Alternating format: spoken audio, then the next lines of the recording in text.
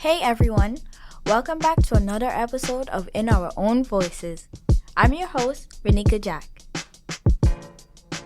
As students, we know how overwhelming it can be to balance a social life, stay on top of grades, and be in the right place when it comes to our mental health.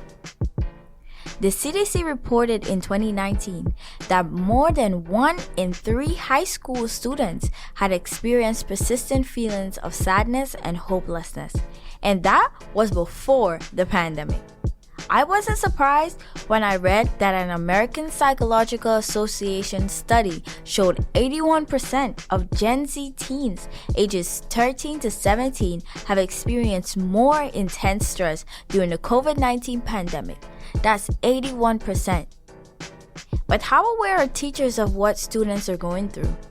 What are their views on students' mental health and their role in helping students manage stress? Miseducation student reporter Mardia Rafat took these questions to her own school and found some surprising answers. Here's Mardia. So, it just hit 3 a.m. and I've been working on an English essay assignment for the past 3 hours. I have to wake up in 4 hours, so I don't know how I'm gonna be in school tomorrow. I just hope I'm not too tired.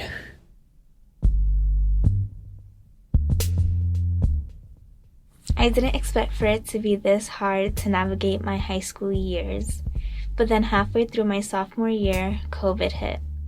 Everything changed. I found myself in a state of panic over my safety, my family's safety, and on top of that, I was stressing out about school and my grades. Fast forward a year and a half later, and COVID has gotten better from when it first started. Yet maintaining good grades and staying on top of large amounts of schoolwork can still feel pretty overwhelming. I don't think the teachers realize the extent to which we, students, have been affected. School during the pandemic has been mentally, physically, and emotionally draining and has definitely taken a toll on my mental health. I found myself in random states of sadness thinking about how life in the future could be forever changed. I sometimes get paranoid about stepping outside, yet feel suffocated when I'm constantly at home. Hi, my name is Mardia. I'm a senior at Manhattan Center for Science and Mathematics. Since the pandemic started, I found myself thinking so much more about mental health and how it impacts everything in my life. I sat down with my twin sister Radia to get her perspective on the meaning of mental health and to talk about how she's been affected by the pandemic. How would you describe mental health? To me, mental health is self-care. We've been side by side throughout this pandemic, and we go to the same high school in East Harlem. How is your workload exactly like? Do you have teachers that give more than they should? Or do you think you have a good balance of everything? Give me some insight on that. It's overwhelming, especially when you consider that as a senior, I also have college applications, and that's hectic on its own. So sometimes it feels like I'm spiraling. Radia told me that there's this one class, an elective, that the teacher makes more stressful than it needs to be. Considering the fact that it's an elective, it's supposed to be helping us excel and it's supposed to be boosting our grades. But each week he seems to love packing on more and more assignments, and he doesn't listen to feedback that he's doing the most. I wasn't surprised to hear this, but was curious who she thinks is responsible for creating a change. At the end of the day, the teachers themselves are responsible for making the changes, especially when they're getting a whole bunch of students bombarding them and telling them that, what they're doing is affecting them mentally, emotionally, socially. And so I think it's the teacher's responsibility to listen to feedback, to actively try to work around and aid the students rather than continuing on with their agenda when they know it's hurting us. After talking to my sister, I realized that although we as students feel this way, our teachers' perspectives could differ. I began to wonder if teachers feel that it is students' responsibility to figure out how to handle their schoolwork, as opposed to it being teachers' responsibility to make sure it doesn't become too overwhelming. So, I decided to sit down with my psychology teacher to discuss his views on mental health and the way it impacts us students. I'm about to do the interview with my teacher, and I feel scared, nervous.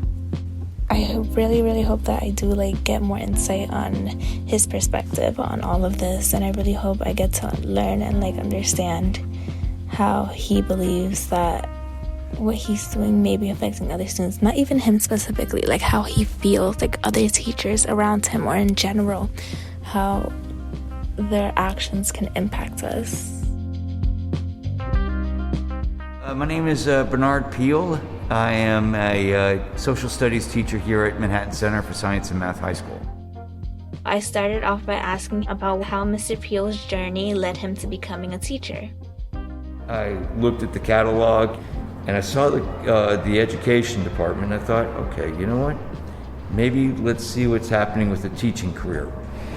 So I took a course which was called Classroom Strategies. It was one of the core that we had. And I was like, this is awesome.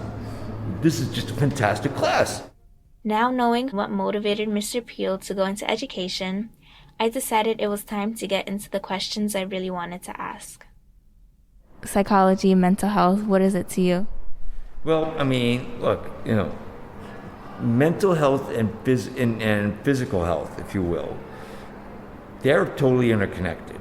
If your physical health is out of whack, the mental side of things, how you're going to approach life with your mind, is going to be shot.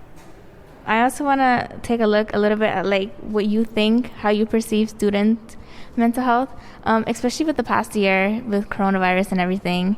Have you noticed that it's been taking a toll on students, and what are your thoughts on it? The kids have gone through hell, period. My thoughts are very simple. Right now, the kids have a lot to say when it comes to this. And it would be the biggest crime for me if I were to deny them that ability to let out what they're thinking, what they're feeling about this. It's not anything they brought on themselves. I know that some students, in their opinions, they feel like some of their teachers may give them sometimes too much work, and it can start to have an effect on them. What do you think about that?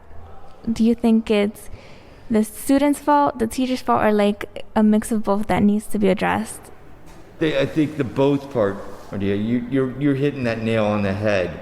But I also have to say, who's the adults in the room? Who's got the responsibility for figuring that part out? That's where I think it's more the teacher side.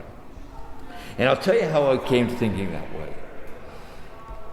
When we went into the worst of the lockdown, and it was a year ago that I did this, I gathered up a class set of textbooks for my AP kids. And I made sure that I knew where every student lived. The day after Christmas through New Year's Eve at 6 o'clock, I went to each house that I could that needed it with a textbook. And before I started that, I also popped into a CVS. Why? Because if there's one thing I knew that they had excess of, were those little chocolate advent calendars. So I bought $20 worth of them, which is, got me definitely a class set of chocolate advent calendar thingies for two reasons. One, because I wanted to make sure the kids knew that I cared enough about them academically, but also because they knew that somebody cared about them on a personal scale. Now, here's the thing. I asked those kids, because I was curious, did any other teachers do that? You know what? I heard none of them.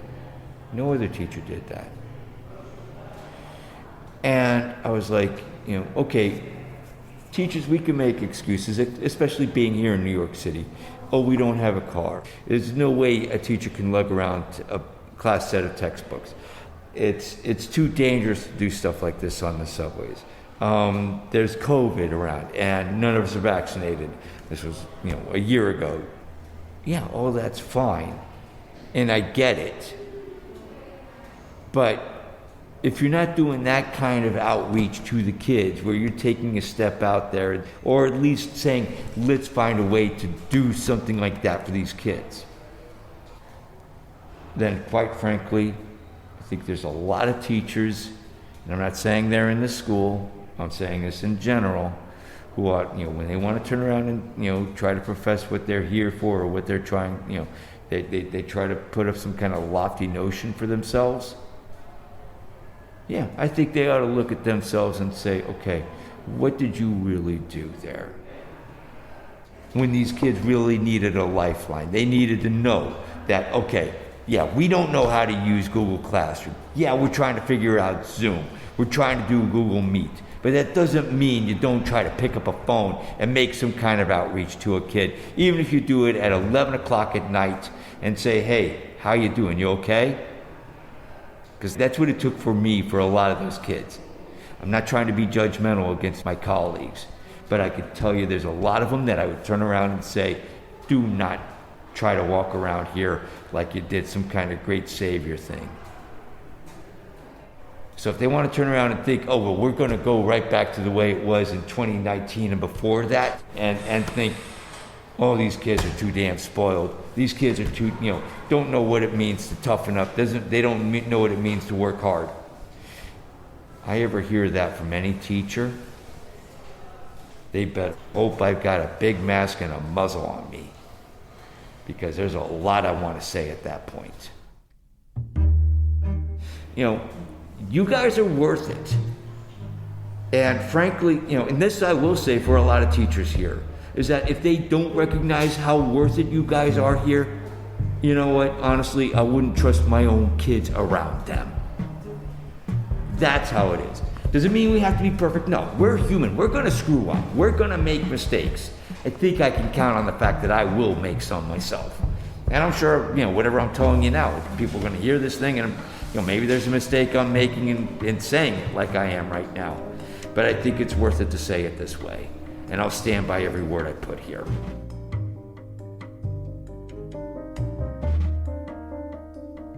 Well, I definitely did not expect that. As a student, I'm aware of the toll the excessive workload has on us, especially with the pandemic.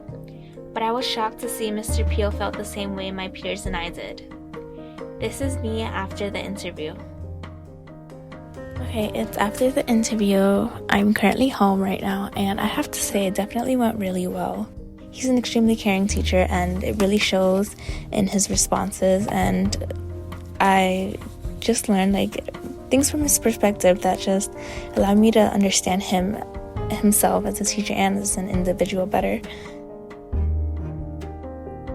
Mr. Peel agreed that ultimately it's up to the teachers to try to help us by understanding that we didn't ask to be put in this situation. We've all been negatively impacted as a result of the pandemic, whether it be by giving us days without homework so we can relax, or truly listening to us when we let them know we're under a lot of pressure.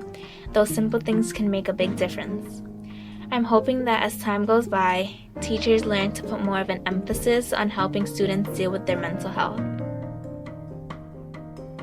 I'm definitely still scared about what the future may bring. Scared about what even tomorrow may bring. But I'm hopeful. Hopeful for things to calm down and to go back to normal. I hope that other students find the time to prioritize their mental health, especially in times like these. And I hope that more teachers begin to realize the effects their actions are having, and the small steps they can take to make a big difference. For the Miseducation podcast, I am Mardia Rafat.